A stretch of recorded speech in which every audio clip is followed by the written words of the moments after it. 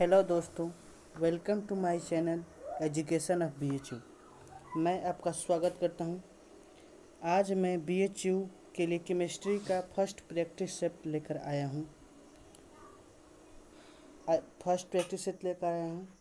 पहले इसमें का हमारा पहला क्वेश्चन है, हाइजेनबर्ग का अनिश्चितता का सिद्धांत है।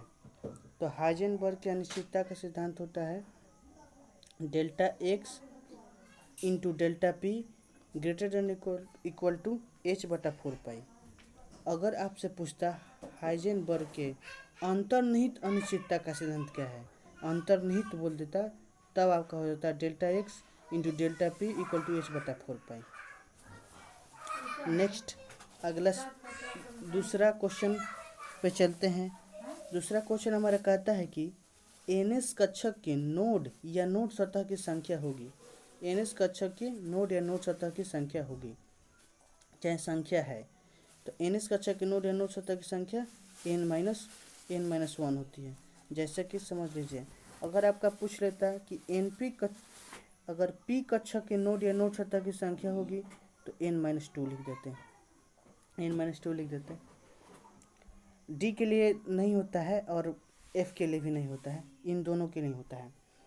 अगर आपको पूछ देता कि 3S कक्षक की नोड की संख्या या नोड सतह की संख्या कितनी है, तो 3-1 = 2 हो जाता है। यदि पूछ देता कि 4P कक्षक के यदि पूछ देता 4P कक्षक के नोड या नोड सतह की संख्या, तो 4 - 2 = 2 हो जाता है। नेक्स्ट अगला क्वेश्चन क्या है? अगला क्वेश्चन है, निम्न में से किसकी आकृति अन्य से भिन्न है? तो किसकी आकृति अन्य से भिन्न है? तो दिया है 2D, 4D, 5D, 7D। इसको समझते हैं।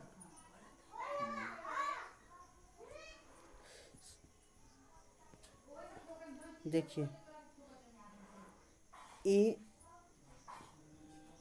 n greater than 3 कक्षक वाले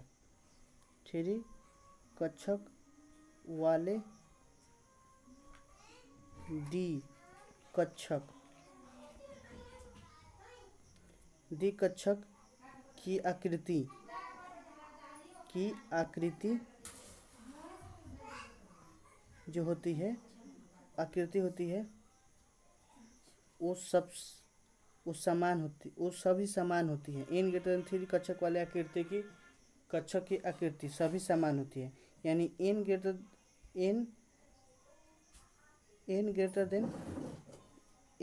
than 3 कहने का मतलब क्या हुआ? n greater than 3D कक्षक कहने का मतलब क्या हुआ?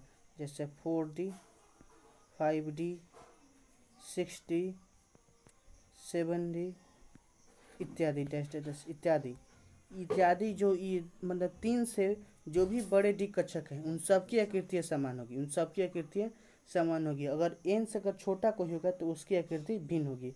जैसे 2D, 1D इनकी या 3D आकृति भिन्न होगी। तो इसका आंसर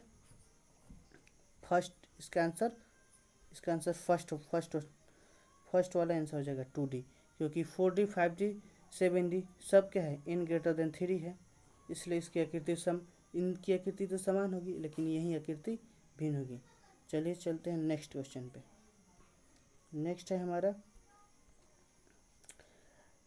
नेक्स्ट क्वेश्चन क्या कहता है, H हाइड्रोजन परमाणु में उत्सर्जित इलेक्ट्रॉन n = 6 से मूल अवस्था, मतलब छठी अवस्था से मूल अवस्था में जाता है, तो प्राप्त उत्सर्जित रेखाओं की संख्या क्या होगी?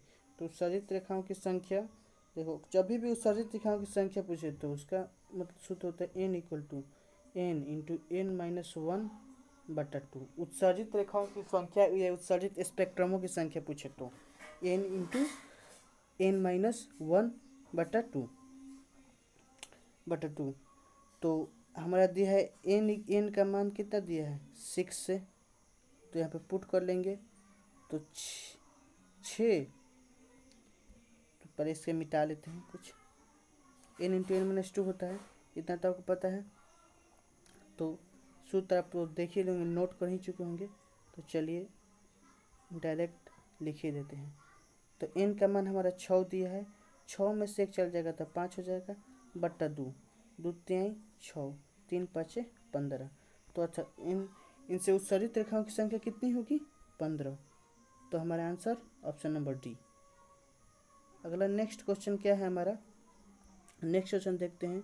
नेक्स्ट क्वेश्चन कह रहा है कि पृष्ठ नाव का परिमाण निम्न में से किस पर निर्भर करता है? तो पृष्ठ नाव का परिमाण ना ही गतिशील पर निर्भर करता है और ना ही सी पर।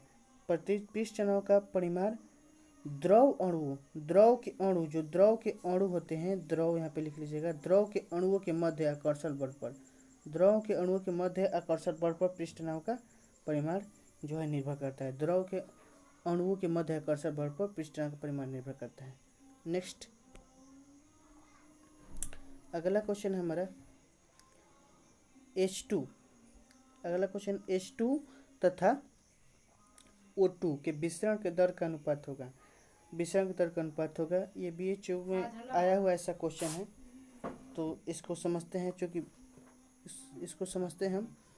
विसरण के दर, विसरण के दर हम किसको कहते हैं? विसरण का दर R को, यानी डिफ्यूजन रेट, R को diffusion, DUFFISON, diffusion rate, diffusion rate यानी विसरण दर R प्रोपोर्शनल 1/√D। जो D क्या है? घनत्व है। D को, जो D है घनत्व है, D घनत्व है, D हमारा है D हमारा घनत्व है। तो आगे बढ़ते हैं। तो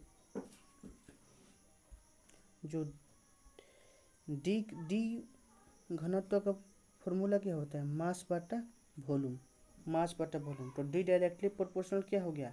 डायरेक्टली प्रोपोर्शनल मास का हो गया। तो जो R है इसको हम ऐसे कर सकते हैं,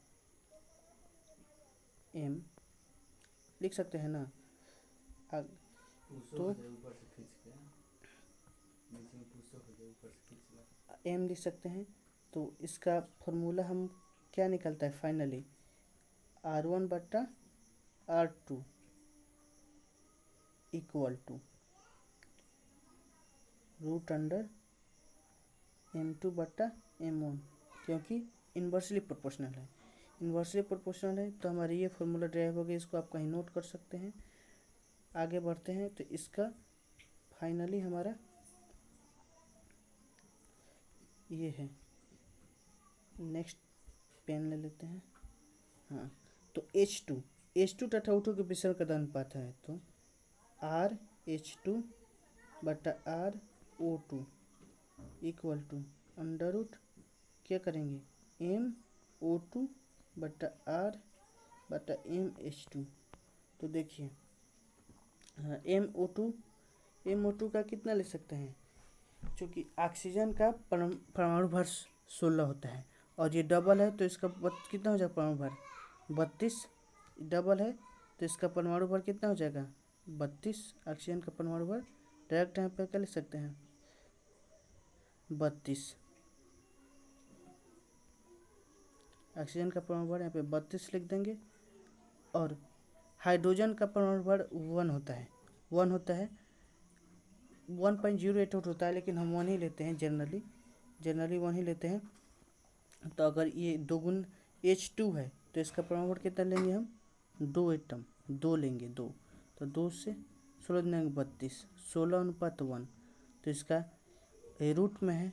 तो फाइनली इसका निकल कर हमारा क्या आ जाएगा? फाइनली आ जाएगा 4।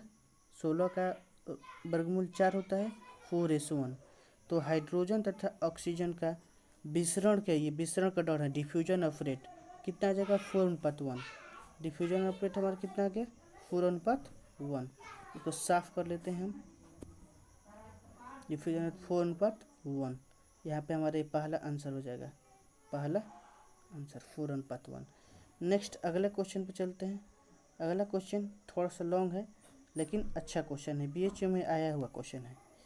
दिया है कि विसरण का धन किस में अधिक है? O2 CO2NH3N2। तो देखिए विसरण का धारा को पता है R proportional under root M होता है, D होता है, D से M लिया है लाए हैं हम। तो देखिए अगर MO2 करते हैं RO2 तो कितना आता है 1/√32, 16 दूनी 32। और R CO2 का कितना हो जाएगा, CO2 का 1/, देखिए कार्बन का